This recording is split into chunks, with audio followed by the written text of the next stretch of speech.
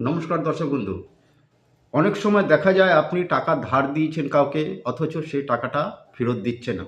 আজ না কাল, কাল না পরশু এইভাবে সে ঘুরিয়ে চলছে। অথচ তার দেওয়ার সামর্থ্য আছে, তা সত্ত্বেও দিচ্ছে না। এরকম যদি পরিস্থিতি হয় তাহলে আপনারা কি করবেন? যে কোনো শনিবার, এটা একবারই করতে হবে।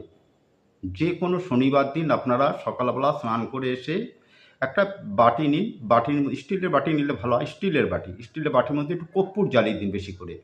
ওই কর্পূর জ্বালানো হয়ে যাওয়ার পর যেটা পড়ে থাকবে, কালো রঙের কালিটা পড়ে থাকবে, ওই কালি দিয়ে আপনাকে একটা দেশলায় কাঠি নিন। কাঠি দিয়ে একটা সাদা কাগজে যার কাছে টাকা পান তার নাম লিখুন এবং কত টাকা পান সেটা লিখুন। লিখে ৪ ভাঁজ করে আপনারা সেটা নিয়ে অশ্বত্থ গাছের গোড়ায় চলে যান এবং ওখানে পুঁতে দিন।